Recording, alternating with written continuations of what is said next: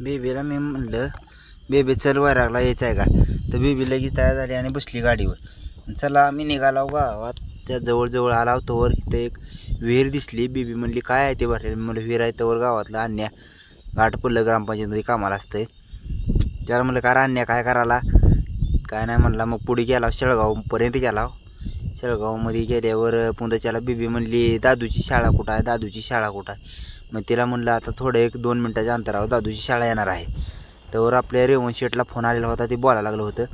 त्यानं फोन ठेवला आणि पुन्हा बेबीची शाळा दिदीची शाळा बघितल्यानंतर बेबी म्हणली दादूला बी घेऊन जायचं का, पण दुपारनं सोडत नसल्यामुळं आम्ही म्हणलं राहू दे आता.